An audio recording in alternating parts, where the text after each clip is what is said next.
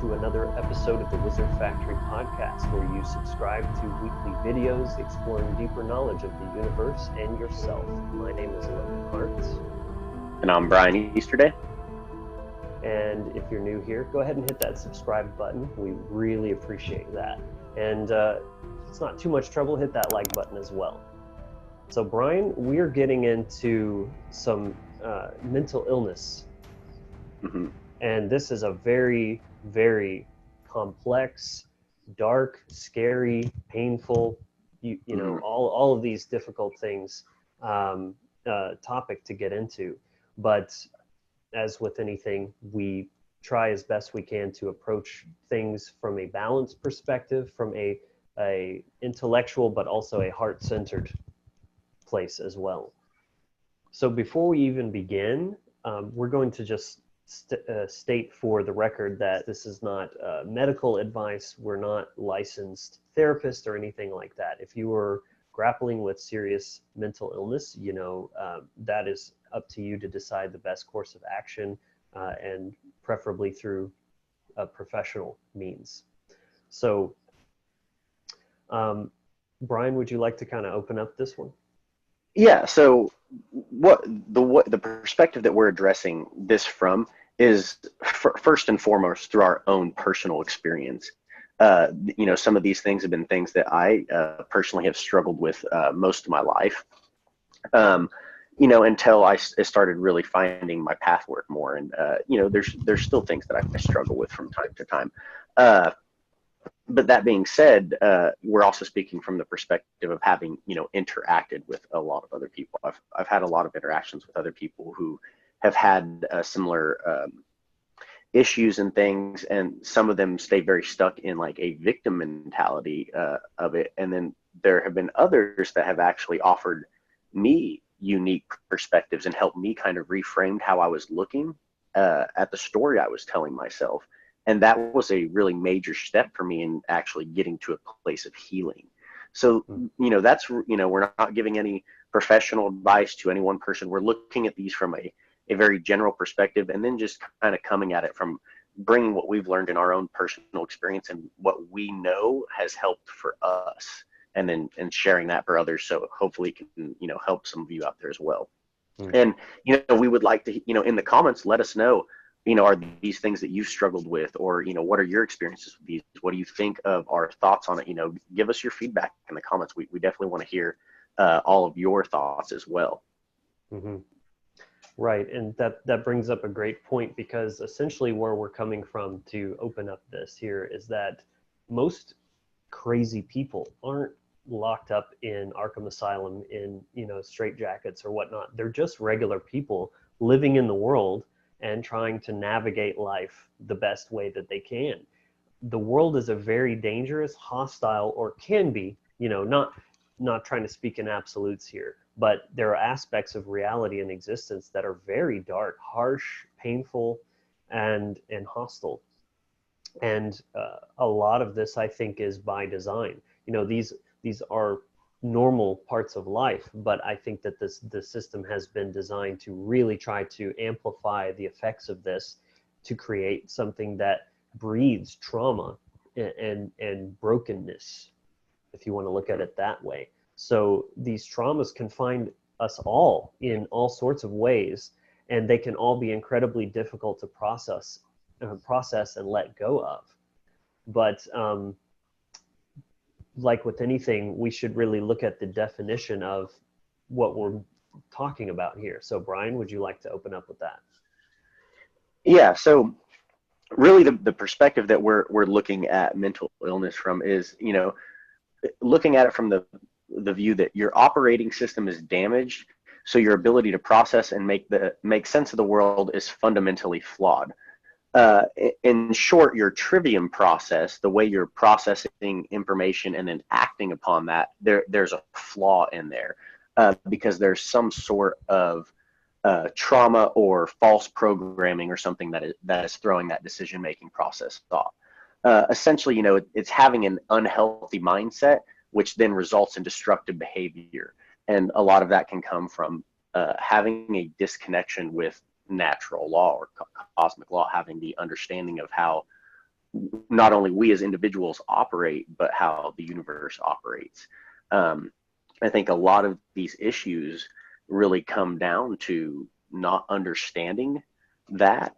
And so people will feel like they're the victim, or they just don't understand why everything is working the way it is, even though they're the ones creating it. But if they had the knowledge of that, they are the ones in power, they're the ones creating it, well, all of a sudden that then gives you an enormous amount of power when you accept that mindset, because then you become the creator of your own reality. And that's a lot better than just being a victim. So we're really going to be looking at these two different mindsets. Right. And looking at things through the perspective of natural law, that really is the correct lens that you can apply to really anything, because there's nothing outside of the realm of that. So there's always at least some kind of insight to be gained by looking at it from that perspective. And here is no exception to that rule, that you could pretty much look at any mental illness from that perspective and see that there's some form of disconnection, some sort of damaged sensory or experiential processing that's going on. You're computing things incorrectly and coming to false assumptions about reality, and that is leading to things like depression and anxiety, because you're believing in these sort of presupposed ideas about life, about other people, whatever it may be. Some it can be specific relationships, or just general the way of things. And it's important to always try to be refining that framework that we're working within to make the best sense of things, because that's what is your best tool for making good decisions in life and navigating especially the difficult things, and trying to avoid unnecessary suffering and destruction. Right. And yeah, that's a great point. And it kind of brings up the point for me that I think a lot of what people will take as like a genetic mental illness or something, if they're working from like kind of the mainstream perspective of how mental illness is viewed, is that it's genetic, or once it's just something that you don't really have a choice about, and not in all cases, but in a lot of them. But I think a lot of that just comes down to a fundamental misunderstanding, or the way that we are looking at emotions. It's always useful to look at emotions as energy and motion. So they have to flow. So being a healthy human being is all about being able to flow and experience like all of your emotions.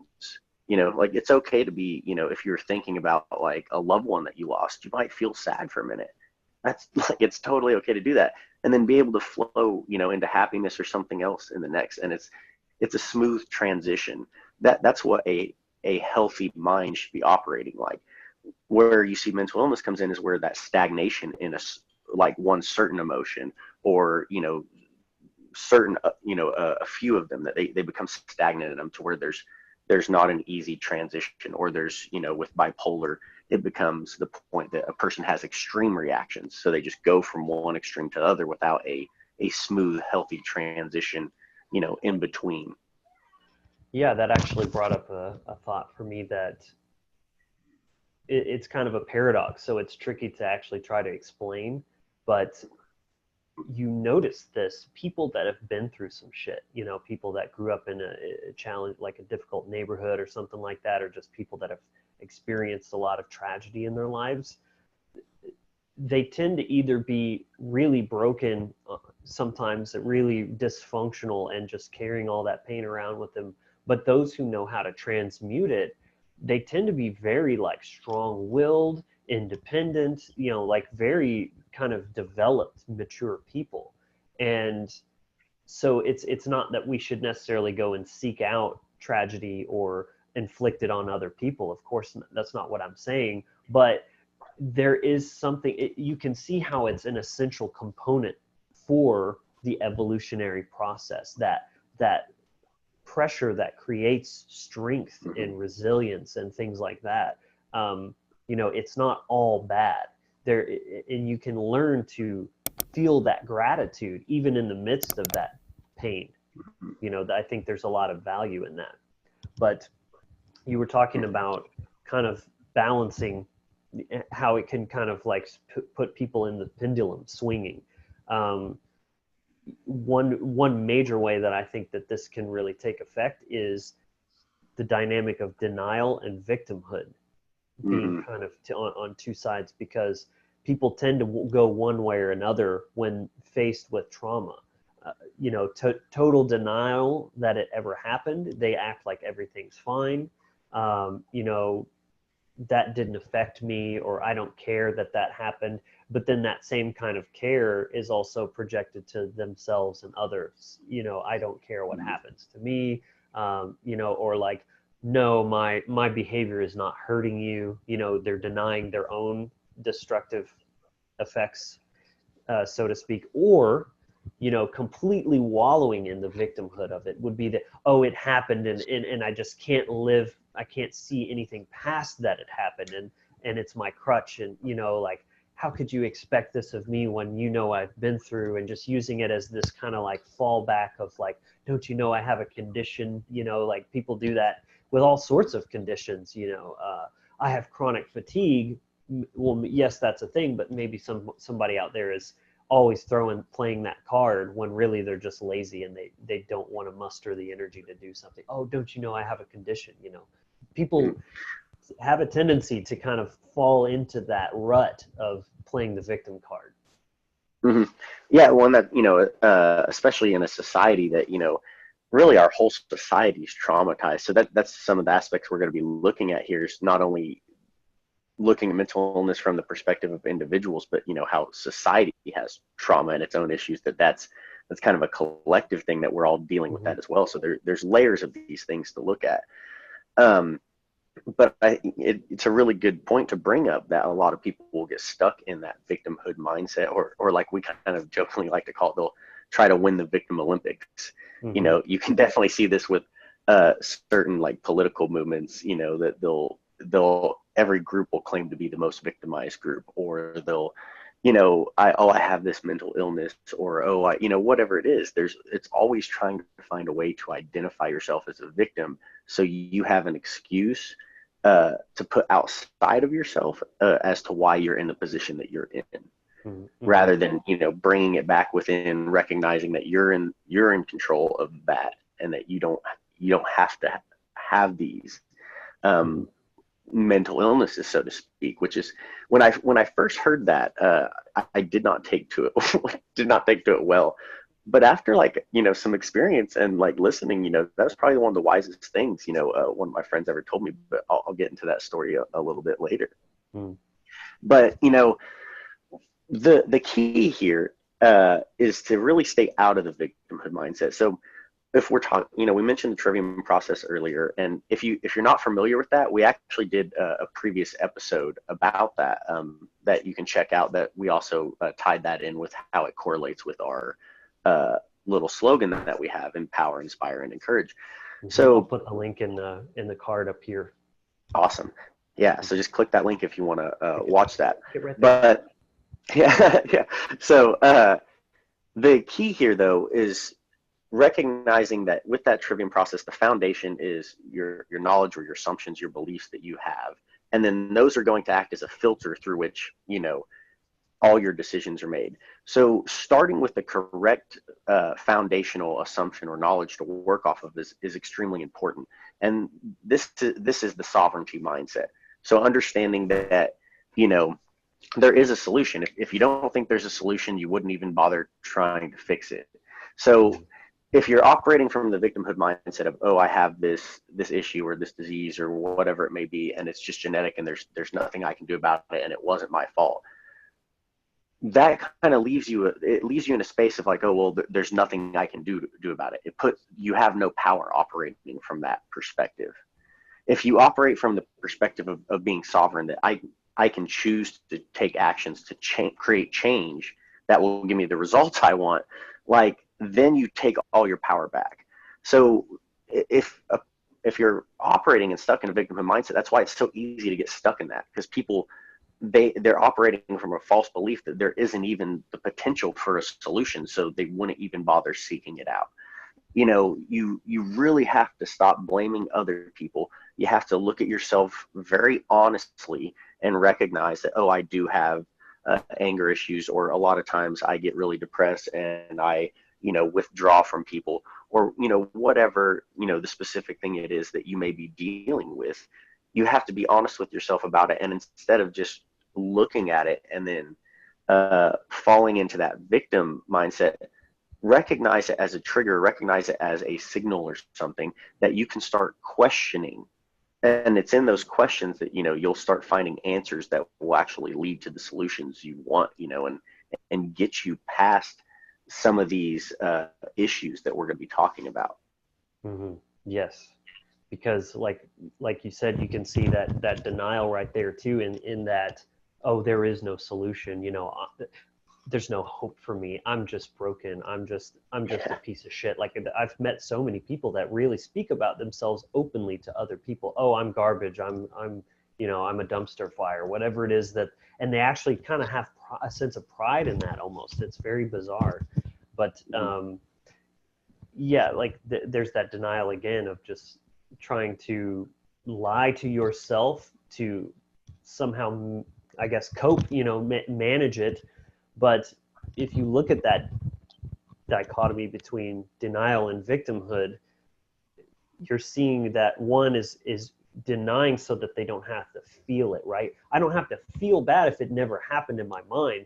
That's what they're really running from, is actually having to feel the emotions that come with that. So it's all just sitting stuck right in here all that time, and they're just pretending it's not there, but it's causing all this rot, emotionally and spiritually. And then the other side is, they're getting the endorphins on the flip side of being the victim of, like, oh, woe is me, but then they're getting all this validation and special treatment and all this kind of stuff. They're seeking some kind of compensation. That's what we're all, it's like a basic factor rule of life, is to always be seeking homeostasis. That's what the balance principle, polarity principle, it's just built into the very fabric, even single cell organisms, Mm.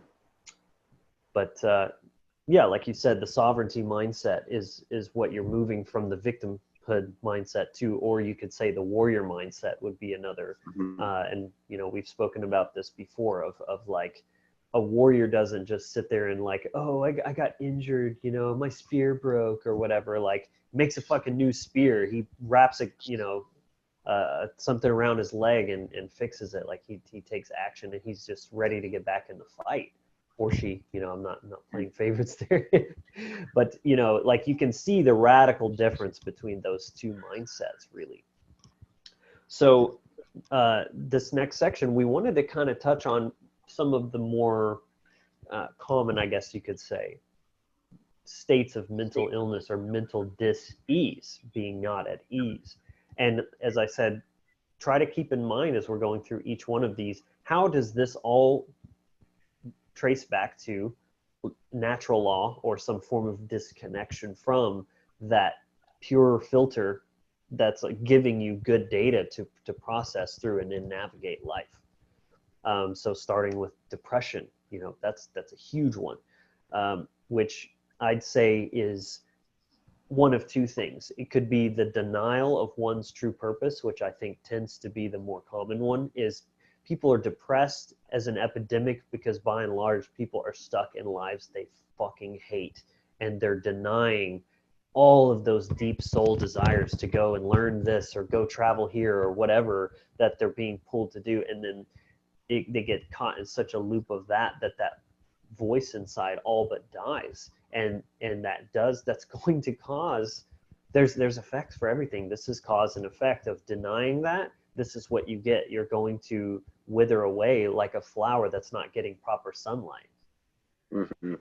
Well, and that brought up for me like the image of, you would even see kind of this in, maybe like more of our parents' generation and stuff, but you would see some of the early TV shows. There was kind of this stigma that of the father figure, and he just kind of goes to work all the time, but he hates his job, and he just is just stressed out and like doesn't want to deal with anything, and is kind of this traumatized individual. But that was kind of made to seem as if that was a very a normal way to be. But I think it really, that kind of highlights as an archetype what we're getting at here, when people aren't going after their dreams or going after what they want. They're just stuck in doing things that they don't really want to do, whether that, you know, they hate their job or they hate the relationship they're in, or, you know, they just feel totally overwhelmed, but they don't ever see a way out. That, you know, that can really build up. And it's because, you know, society is really built in on this, you know, kind of sick way. So again, there's like a level of depression that you could talk about, like within yourself as individuals, to like, well, why are you, you know, this way? Like, you may not be getting out enough or exercising enough or eating right, or, you know, just processing emotions, or, you know, there could be a million reasons why. But then you can also kind of look at society and how it's structured, that it kind of feeds into that. It really is set up to help create these states that, you know, people stay in these just prolonged states of never really having enough time to process or to think. And when that happens, you know, that emotion, all those things that need to be felt, they just get pushed down, and then they become, you know, built up and stagnant, like we were talking about. And that's really where that depression, you know, sinks in. You know, if you think of, you know, emotions like water, you know, in a stream that's flowing all the time, it's going to stay clear, it's going to stay healthy. But if it gets, you know, crammed up, or, you know, that water can't flow, it's going to start to become stagnant, you know. And stagnant water, you know, starts to breed disease and, you know, all sorts of other things. So that happens within ourselves, and that stagnation really is that depression that we're talking about. Right. You can really see that in the new movie, The Joker, where Mm-hmm. society really kind of does create really damaged people. And yeah, you could go kind of snap and go the violent route, but more people tend to kind of either self implode or just direct that at others in other non-violent ways, you know, through emotional, you know, or just destructive behaviors, decisions, and Mm-hmm. things like that, you know. But or you could look at it like prolonged sadness. You know, it may not be just the denial of one's soul. It could just be that you're refusing to face, like, say your mom died tragically or something, and you're just in denial. You're If you would just allow yourself to feel that, you could let it go and be more at peace. But because you're holding on to that, it's going to create a more long-term residual problem or issue within. It's like with Mm-hmm. anything, you know, if you neglect to just change your oil, which is a pretty simple thing on your car, it's going to lead to all these other problems that are much bigger that could have been prevented if you had, you know, done that first step. Yeah, so what that brought up for me was, you know, the I even the idea of when you're acknowledging emotions and then letting them go. We're not saying that you then never feel that way again, uh, either. You know, it's like, for example, with the example Logan used, like having your mother pass away or something. You know, that doesn't mean every time you don't think about your mom, you're not going to get sad. Like that's a totally okay thing to happen. That's normal. That's healthy. It's staying in that prolonged state of sadness and not allowing yourself to feel anything but that, because you're just stuck in this. That's really like that kind of depression that we're talking about. Mm-hmm. So the next one we wanted to look at is bipolar disorder. Mm-hmm. Um, this is something I personally have some experience with. My stepdad was manic depressive, which is a little bit different, but it is very similar. And so I saw very firsthand the toll that this type of mental illness can take. And you know, it's just seeing the energy levels, the joy, and the lack thereof, and then the reclusiveness, you know, go locking oneself in their room for days at a time, things like that. Um, and then just going from that to other days where they're, you know, super excitable, and it's very kind of disturbing in a way, especially when it's somebody that you care about a lot. And essentially it comes down to an inability to balance emotions and masculine and feminine polarities within, it's creating this sort of like pendulum, I guess, swinging back and forth of higher highs and low lows. And there's something off about their ability to manage that, essentially. Brian, what do you think? Yeah, I mean, this is actually something I have a very personal experience with, in the sense that this was one of the things that psychiatrists, diagnosed me with when I was, in the phase of getting out of the Marine Corps, and they were just, trying to pump me full of medications and things. And that was something that, as a child, I would struggle a lot with, just swinging back and forth. But that was due to many different reasons, both the stories I was told about, my family, and like my grandmother and my mother having this, and it was kind of that idea of, oh, like, you just have this thing, or you're a victim of it, and then never being taught how my mind actually works, how to properly, manage things, and acknowledge emotions, and all of these different things. So it led to that imbalance manifesting itself. And so I think it's important here to highlight that we're not saying that these symptoms and these things don't exist. That's not what we're saying at all. What we're saying is, maybe they're not the inherent source of the problem, but they're more of an indicator. They're a flag that something is wrong, that there's work that needs to be done.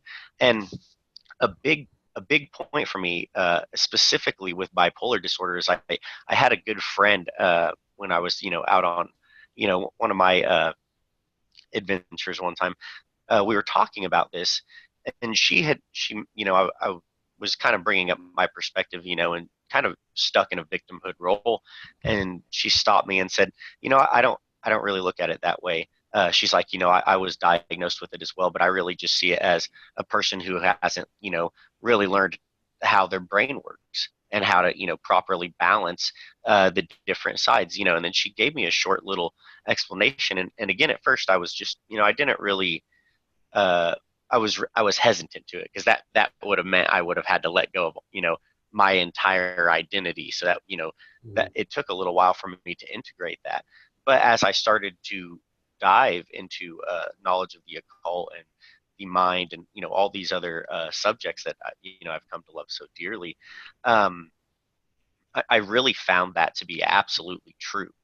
That it just fundamentally, I was just never actually taught how to do that. That I had experienced a lot of childhood trauma that was there, and I just had no way of working with it. So it was from the place of the unconscious mind, was expressing itself in the fact that it was controlling my behavior.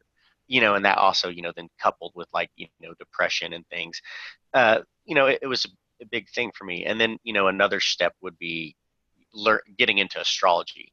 I would say that was probably the second biggest thing that really helped me start to actually understand myself and how I operated, and that, maybe I wasn't such a victim, but rather that a lot of these things and challenges I had were actually gifts. These were things that I could learn from, like you were talking about earlier. When you meet people who have been through a lot of trauma in their life, a lot of them end up becoming people that they tend to have that wisdom about them. They have a sense of knowing. They tend to see things others don't, and it's because they've had those experiences. And when I started shifting my mindset into that empowered perspective, and accepting my role in things, that's when all my healing really started happening. And it's not an overnight thing. We're not saying that there's no magic switch that's going to get fucking flipped. It's a lot of really hard work. It takes years. And, it doesn't really ever stop. Like, you're always going to be feeling emotions. There's always going to be some difficult situation that comes up. But how you choose to look at that and deal with it, that's totally up to you. And that's really the key, is coming into a place of being able to deal with things in a healthy way, you know. Mm-hmm. The next one we can look at here is PTSD, or we could also look at CPTSD with this, which would be complex PTSD. So this is one we see a lot of, and I think there's a lot of kind of misunderstanding about it in general. A lot of people will have the idea that it's something that, only, soldiers get when they go to combat, or you get if you've been through like a very traumatic event.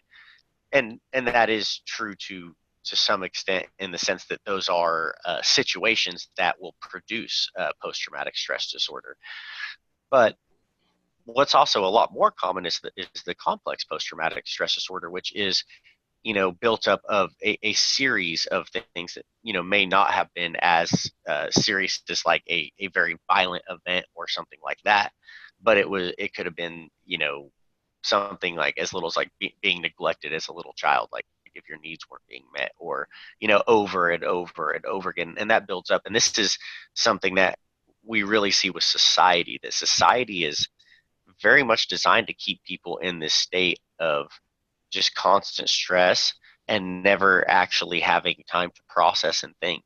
And when that happens, all this trauma gets then shoved down, and it will start expressing itself as this. It's because there's trauma not being acknowledged, and then it's just continuing to build and build and build.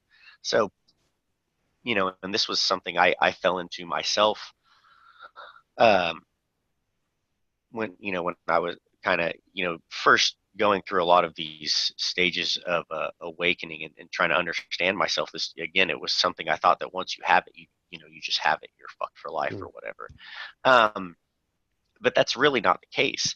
It's a lot more of, especially with this one, it's an indicator that, hey, there was trauma there that for survival purposes or for you to get by, you had to suppress in order to get out of that situation. But now that you're out of that situation, those things are then resurfacing because they need to be processed, and people will look at them as, again, from that victimhood mentality of staying stuck of, oh, this is just something that's happening to me. It won't stop. It won't go away. There's nothing I can do about it. Rather than, recognizing that, oh, I'm having this symptom. What is triggering that? Like, what's the root cause of it? Like, you have to start bringing that awareness to it and start questioning those symptoms. And then all of a sudden that's going to, that will open the doors to your healing. But again, it starts with that fundamental shift of getting into the empowered mindset and looking at these from the perspective of, these are indicators and flags to show me that something is off in how I'm processing, and I need to do something to fix it. It's like the check engine light in your car coming on. You could think of it like that, in a way. That's very good analogy there. I like that. So the next one we wanted to look at here is narcissism. This is a very probably more common condition, I'd say, and one that's almost a little bit socially acceptable. I mean, obviously nobody wants to, nobody likes a narcissist, but it's like we throw that word around all the time, like, oh, that dude's a total narcissist or whatever. But really, let's think about what causes this type of person to be this way.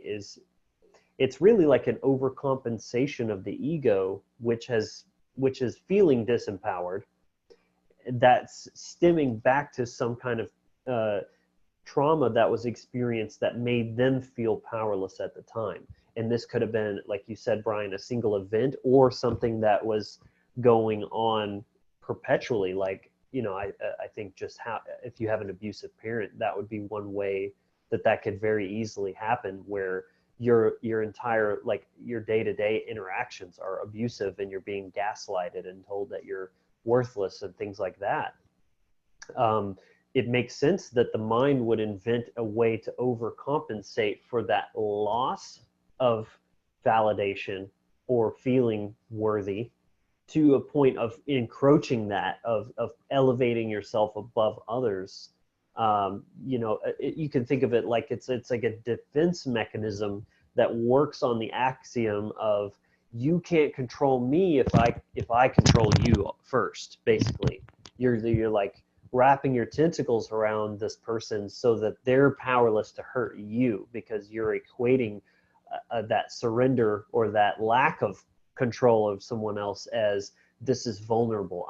I can be hurt this way. So I have to make sure that I control them so they can't hurt me. You know, It's yeah, kind go of ahead. like a killed or be killed kind of mindset. Dog When eat dog, you yeah, know. yeah, that whole kind of that very, and I think that's definitely on point, and you can see that uh, the actions that people with narcissism take, it's it's all about them getting what they want, which you can see that that's showing that there's a void, there's something wounded there that they're trying to fill. you know Mm-hmm. and that's not to say that a person, and again, there's a huge scale, like, again, like, Logan mentioned, people just throw this word out, or they'll just diagnose someone as a narcissist without actually knowing. Like, a person could have narcissistic tendencies or Yes. something like that in some small areas of their life, but then there's also people that go to the extreme, that would be like a person that is like a serial killer or a sadist that literally believes they could Mm-hmm. use people for whatever the fuck they want. The there's there's a big difference between like being just an asshole in some areas of your life, and then going to that extreme, and recognizing that it's not this black and white kind of thing either. There's a scale here to understand. So Mm-hmm. people on the lower side of the scale, so to speak, would, if there's a person that they had a really terrible childhood, like they literally were never taught or had any example of how to actually behave in a healthy way. Though a lot of those types of people, when they have that experience where they start to grow and learn, and they may make a lot of mistakes, they may get into relationships and be an extremely toxic person, and then have that relationship fail, but that then can give them a chance to maybe look back and self-reflect. And a lot of people with some of this, they can move past that, they can grow that. So just because they might have been a real asshole in one relationship doesn't necessarily mean that that's how they have to be for forever. Again, it's up to them of whether or not they're going to choose to process what is causing those harmful behaviors. So I think that's something to keep in mind. But I think the stigma of how society will even uh, look at that, there's kind of just oh, this person's a narcissist, and then they just will, there's no hope for them, or there's nothing, you know what I mean? And a lot of people making these diagnoses have really no business at all making that. They're just coming from a place of probably looking through it through their own wounded filter, or not wanting to acknowledge things that they might have done in that relationship, or things of that nature. Mm-hmm. Yeah, and I got hit with a really big ping there, realization when you were talking about the whole self-reflection thing, and how that's such a lost, we've lost such connection to that type of thinking, of looking at yourself honestly, even when you're in the wrong, and just kind of analyzing yourself. Like, people are so lacking in self-awareness these days. And I just kind of had this moment where I connected, possibly it could have something to do with the way that we're taught, like literally taught. The way we learned to learn wasn't that mistakes are okay because they teach you the right way to do things, and then when you make a mistake, what are you supposed to do? You correct it, right? Like, if you try something, it doesn't work, you can see what you did wrong, and then you would just do it again, and you do it right, or you do it again until you get it right. But our society is very much reflection of what I would say. You could trace this back also to the monotheistic programming that goes so deep, and we've really been digging into the roots of this more on this channel, of this punishment. Like, when you get sent to hell, it's final, it's forever. There is no chance to correct your mistakes. There's nothing left to be learned. You're just written off. You pass or fail, and that's it. And that is such a, like, neutered, gutted, like, perverted, twisted way of learning about the world. The world is such a wondrous place, and it's not all hostile, and it's not all harmful. It's chock full of beauty and wonder and all the good things. So just look at that aspect of it. It can be such an unconscious thing, I think, the way that we interact with our children, and always being mindful of not just my own behavior, but now am I passing some of these things on to my child that I've just never questioned, but was imposed upon me and just kind of taken at face value as normal, or this is just how it's done. Absolutely. That I like that you brought that point up too, because like, you know, as a father, that's one thing children will definitely make you do. They're a little fractal of yourself, and they will definitely reflect things back to you. And if you see them start to like pick up a behavior, you'll be like, oh, well, where did they get that? Well, that had to have come from me, you know. And then that makes you stop and look, and they definitely will challenge you, and they'll stimulate a lot of thoughts and memories from your childhood that you may not have been thinking of for a long time because you had suppressed them. So, parenthood can definitely, in that sense, be a very challenging thing. When it comes to mental health, a lot of parents end up very depressed or very, because a lot of these issues will get stimulated by having that to reflect back on. So, no, I think that's definitely an interesting point as well. Another one we can look at here is addiction, which is, obviously that can be wrapped in and tied up with a lot of other, issues in this field. Every addict has their own thing that they're dealing with. But, it's the desperate attempt to satisfy and substitute the deficit of connecting with oneself. With connecting with a feeling or object. So these behaviors will also tend to be very self-destructive, which is a projection of their own inner rage and loathing. So essentially, like what the saying is an addict they're just trying to fill a void. There's some kind of deep sadness or, pain or trauma, something that they're trying to cover up, escape from, or fill. Again, everybody has their own reason they'll end up becoming an addict, and there's a lot of forms of addiction. We're not just talking about harder drugs, or anything like that. There are people out there that are addicted to pop and soda just as much as there are people out there, addicted to harder things, and those things have just as of a destructive effect, on your body in the long term. But again, soda is a lot more acceptable and normal than jamming a needle in your arm, for example. Right. Exactly. So, but again, that's for example, with addiction, I think one to highlight here is like with the 12-step program, or like in AA, there's one of the first things they push. So you have to, give yourself to God, or, that. Yeah, exactly. More back to that monotheistic of, oh, you're just an alcoholic, and you're always going to be an alcoholic, you have to ask for your sky there's daddy. no way out. Again, it's the same reflection of you're disempowered, and there's no way for you to get out of it. If you operate like that, you're damn well guaranteed to stay the way you are, because that's what you're choosing.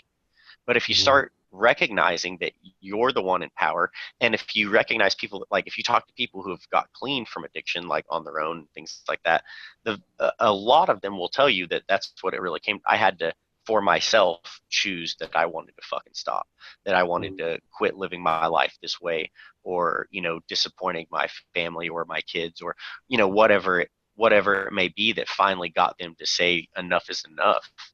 They were ultimately the ones that like had to do that. So in order to beat that, you really have to step back into that sovereignty mindset, and that's the way you'll be able to actually heal and move on from those kind of things. Right. And that's addiction is a huge, just as much as depression. Addiction is a huge thing out there that a lot of people struggle with, and a lot of them don't even acknowledge. I'd say almost every person has at least some mild form. It might be something super harmless or minor, and it's okay to have some minor addictions, but obviously I'd say the more destructive the behavior itself, the more indicative of you're on a path of self-destruction that's coming from a self-loathing of some kind, of like, why are you burning yourself up like that? Right. But yeah, addiction is definitely an area that I have a strong interest and fascination with. And, obviously everybody has their own form of relationship with whatever their addiction might be. But like Brian said, it can take any form. It can be, pornography. It could be Netflix, reality shows, Kim Kardashian, something that makes you feel something, like it's that little bump, that, endorphin bump, or dopamine or whatever, the pleasure chemicals, because you're unable to generate that within yourself. It is kind of a control thing too, because that's something that you hear a lot from addicts. Of, I feel like I'm in control, but it's kind of ironic because they don't have control. They are completely powerless to the thing that they need to feel what they're chasing. So it's like it's like a hoarder. So like this is kind of an unconventional form of addiction, but think about a hoarder. That's definitely a control thing for them, because if I keep this thing, can use it for something, and I'm collecting value. I feel more powerful with all these things rather than letting go, which obviously that's a form of surrender. That's the opposite of control. So you can see, I think, the control factor has a big play in a lot of these, because, and I'm just going to touch on this, but I'd love to go more in depth at a different time. But an idea that I've been playing with is that even crimes are mostly a form of addiction. If you're a violent person, say, so a domestic abuse or theft or something like that, yeah, sometimes you just got to steal to pay your bills or keep food on the table. But people that can very much be addicted to a feeling of hurting people, think about a show like Dexter, where you see he's getting his fix when he murders people. There's definitely a connection there for sure. And so, yeah, you can see that whole show is all about exploring why does he have to do this, and how his dad taught him to only kill bad people. So it's almost like a way of channeling his need for something that's quote unquote good. The whole thing is looking at, kind of the gray areas of morality, and does the ends justify the means, and all that kind of stuff. Like, you can see that he's getting a fix of some kind, and that all addictions are, boiling down to that of needing something outside of oneself to feel right, or feel good, or, feel something, feel alive. Right. Yeah. It's looking to that outward stimuli, and that's why the healing process, it all comes down to taking that and looking inward, because that's when you're really going to start to heal those parts of yourself that need acknowledged. There could be a wounded child in there that just needs some acknowledgement and some love. And again, it's a process. Another one we want to hit on here is anxiety, because this is a really big one, especially in the West here. Our culture, people are just stuck in jobs that they hate, working most of their time, and then they don't, when they get home, they're so exhausted that they just kind of want to chill, and they don't really ever want to do anything. So then it leads to this state of always having your emotions repressed, and that is creating this anxiety that's just there all the time, which then leads to lots of health issues. When you're staying in a state like that, your body physiologically is actually sending all the blood from your organs, into your limbs. So because you're staying in that fight or flight response, which, in nature, that makes sense. That's if you need to run or you need to fight, you want that blood to go to your limbs. But staying that way in a prolonged state is actually going to lead to health issues. And again, it's one little problem will just start kind of compiling and building and layering on another. Just like the trauma can be layered not only within the individual, but with society as well. There's intergenerational trauma that people are dealing with, but then they may have also had a very terrible childhood, like where they experience a lot of abuse. So then they have that individual trauma, as well as what they're dealing with from the epigenetic kind of perspective. And that's a thing to mention here is, if you're not familiar with epigenetics, you should definitely check out the work of Dr. Bruce Lipton, and he has a It's on YouTube. You can find it. It's a talk called The Biology of Belief. It's also a book as well, but if you, depending on which form you prefer to take it in, you should definitely check that out. It really helps you reframe how you're looking at genetics, and it very much disproves and does away with the standard idea like that what we were taught when we were going to school, that you just have certain genetics and it's just that way. It a lot more showing that we are actually in control. So then by choosing to shift your mindset and how you're dealing with things, it will help you stay healthier and things like that, and not be so anxious all the time. Because if people are anxious all the time, then that will lead to sleep deprivation, which can then lead to depression. It just again, it's all these little things will just add up. The domino effect, right?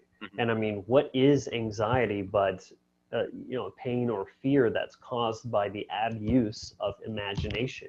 You're literally giving your energy to something that has not even occurred in reality. It's not real. It's in your mind.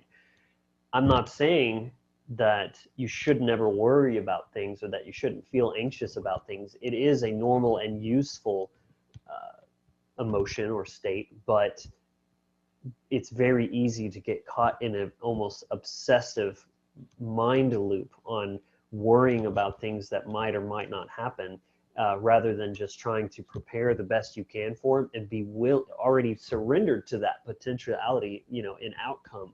And to me, I found a lot of peace there of like, if there's something that's bothering you, it's okay to not want that to happen. It's natural to want to avoid pain, but at the same time, if you can just find a way to just think about, okay, what if that did happen?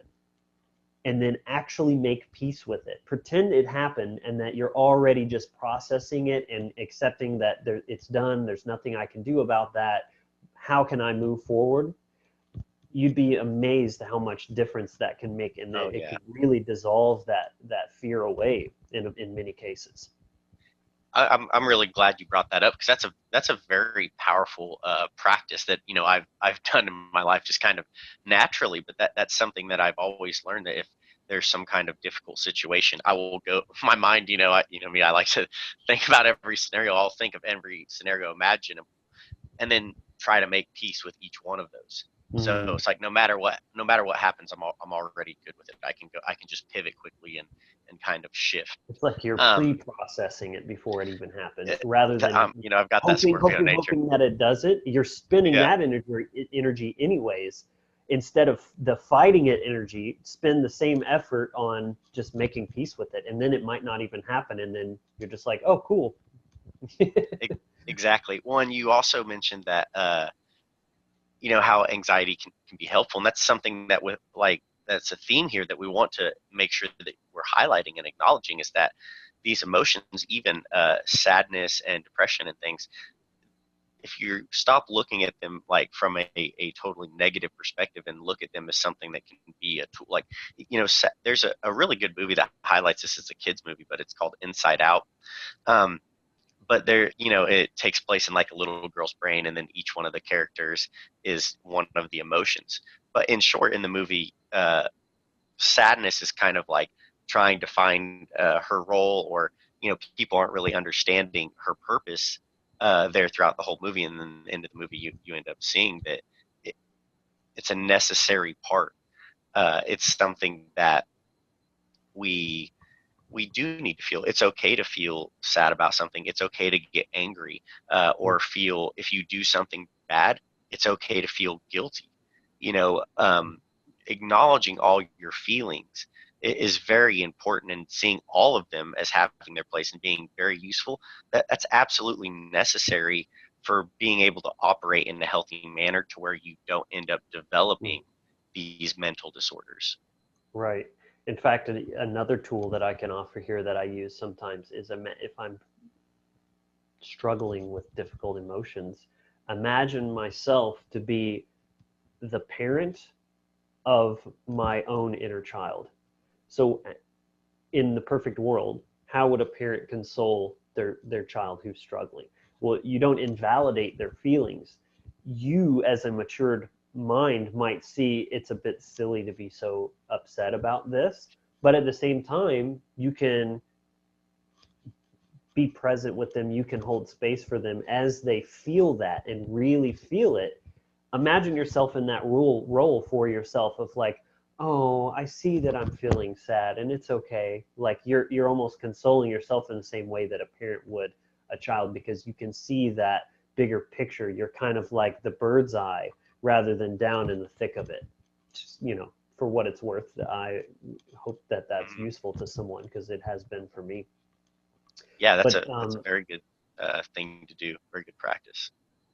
yeah, so according to what you were saying as well, I wanted to say to the viewer, to myself, to you, Brian, there's nothing wrong with you. This is a natural tendency that the mind wants to go to when you're feeling this way, especially if it's something to do with the world. If you're depressed because you feel stuck in your job, that's normal. It's not something wrong with you. It's like that quote, it's no measure of good health to be well adjusted to a profoundly sick society.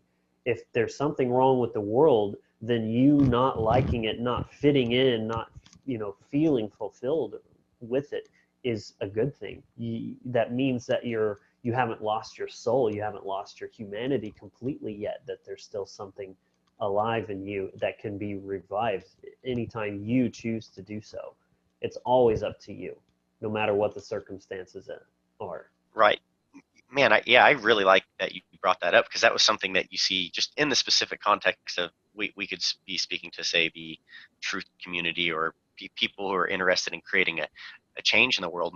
A lot of times when you start going through this awakening process, there's obviously this blackening stage of the alchemical process that happens, where you do feel these dark emotions and that depression and that rage and things. And the thing is, those need to be acknowledged. Mm-hmm. It's when people become stuck in those, they become stagnant, that you'll see them kind of start to go a little crazier and a little crazier. Or they'll be like, oh, I see my family all thinks I'm crazy, or whatever story they start telling themselves. And then they kind of then isolate themselves, and then they end up creating the conditions that will lead to a lot of these mental disorders. And you can see a lot of people over the period, if you've been friends maybe with people for a few years on Facebook or something, and then you kind of see them go through these different stages. And some people will kind of experience those feelings, acknowledge them, and like move on, and then they'll start finding a lot more happiness in life. And others get really stuck in it. And again, it's all coming down to that fundamental mindset of, are you choosing to look at the world like as a victim and it's totally dark and gloomy, or are you able to, in a balanced way, acknowledge that things do happen? Like there is sadness and hurt and pain in the world, but there's also a lot of beauty and joy and very amazing things to experience. And all of those experiences are equally as important. They're all beautiful. That's one of the reasons I'm an animist or a pagan, is because paganism is all about acknowledging all of these different aspects. And when you do that, and you just see that as that's just part of the experience, you can see it in a lot more of a beautiful way. It doesn't have to be this terrible thing that's just happening to you. You're stepping into like that role of the monomyth that we've talked about, looking at your life as you're on your own hero's journey. So yeah, you might have had some struggles, but what have those taught you? Like what adventure are those, leading you on? That's a lot better of a way to look at it. Yeah, very well said, man. So this question to me is one of the most empowering questions that anyone can ask themselves at any time, but specifically when you're feeling these negative emotions. That's your I wouldn't say God-given, but you get the idea that your innate ability to sense when something is off. The question is it the world or the situation, or is it me? The way you answer your own question by looking within is going to give you the empowerment that you seek. Whether it's okay, you're depressed because your job sucks and blah blah blah, the world is messed up. Well, this would actually be a case of both, I'd say, because yes, it's the world is the problem, but yet how you react to it is always on you. So if there's a way that you could be taking different action to change that situation, which you don't like, which you're right to not like it, but as long as you stay in it, you're kind of accepting some of that responsibility for your own unhappiness. So I'd say most of the time that it's a little bit of both, actually. There's some, it could be something that's totally on you that you're just doing out of subconscious trauma at playing out that's causing chaos for yourself or other people around you. And you need to just take a hard look at that and stop, well, just catch yourself when you're doing it, essentially. Or understand that this is a shit situation that I really can't change, but I can also find a way out of it at least. If you can't change it, at least just go to a different environment, create a different situation. There's always something you can do, unless you're like chained to somebody's basement wall or something like that. There's only extreme cases in which you don't have some kind of control on what you can do about it. So just remember that and focus on that. Ask yourself, what can I do? If you can do it, then do it. Right. Yeah. Again, like it comes back to that sovereignty mindset. And I think another thing here to acknowledge is that feeling into the darker side of life, that can be a really beautiful gift, although difficult to seem that way sometimes. A lot of really beautiful art and music and so many different beautiful creations have come from a place of a person who was experiencing a lot of pain, a lot of hardship and sorrow, and that creation was the way that they transmuted that. They brought something beautiful even out of that. That's a really, I think that's such a beautiful thing to acknowledge and to see. And that's something that I myself, with my astrological dispositions, my chart, that's something I've always loved doing, is kind of peering into the darkness. Or there would be periods of my life where I kind of just wanted to be sad for a while, just because that was just the energy I was wanting to feel, and not even for any particular way. And again, that's, even though that may seem difficult, I noticed during those times, a lot of those times are when I get some of my biggest lessons, or I get just really profound realizations from being able to look into that shadow. So recognizing that as a part of life and a tool, that I think that's a really useful thing for being able to deal with mental health. So if maybe if you're depressed, even if you're not an artist right now, start trying to paint or start trying to create something, and use that as a way to funnel and channel those feelings in a healthy way. And you'll really probably be amazed at the beauty that you can bring into this world when you operate like that. Absolutely. So in closing, you can consider that the more chaos that global ignorance causes, the more trauma will be left in its wake. This is just the way of it. It tends to perpetuate itself. It is only our responsibility to heal ourselves, to break that cycle, what is wanting to happen by way of the momentum of the cycle of trauma, and take ownership of our actions and what we are personally creating. So it's more important than ever to actually come to understand trauma, how it works, and most importantly, how to actually heal it. So of course, with this episode, we aren't saying that you shouldn't have these feelings, or that there's something wrong with you having this mental illness, or that they aren't challenging or difficult, or even that mental illness is all in people's heads. We're saying that these feelings should be properly acknowledged and embraced, felt through, and then released, let go of. And I'd say, just to offer a tool, that is very practical that me and Brian both use regularly as a solution to wrap this episode up is the power of ritual. And we've done an entire episode on this, so I would recommend watching that if this is calling to you.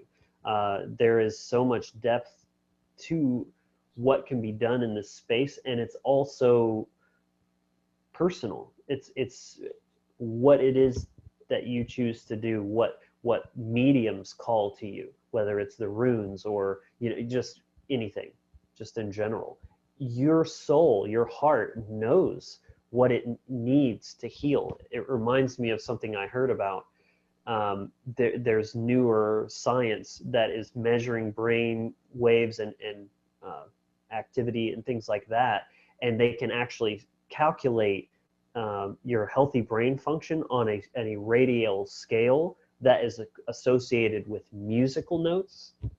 And if there is a area of your brain, think about a radial chart where each area is kind of how far it goes out determines intensity, and there's an area of deficit that person can actually be treated by playing that note in the area of deficit, and it will actually help balance that out. And children who don't even understand psychology can seek out that note on a keyboard without even knowing anything about music. That's what I'm trying to say. Your soul already knows what you need to heal. You need to trust that and follow it to investigate different modes of healing and see, that it can be done. Mm-hmm. Yeah, that's a very, very good thing to point out, that intuition is such a useful companion and tool to embrace and work with when you're following your path work. So yeah, if you haven't seen that episode where we get into ritual and kind of what it's all about, definitely check that out. And if you're interested in astrology or your chart, like learning how to navigate yourself and become aware of some of these tendencies and how to work with them, just go to thewizardfactory.com and you can check out our services page.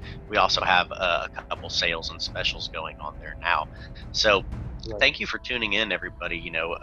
We always appreciate the support. If you like this episode, please be sure to give us a like and subscribe. Hit the bell to get notified. We have a new episode out every week. And until next week, be empowered, be inspired, and be encouraged.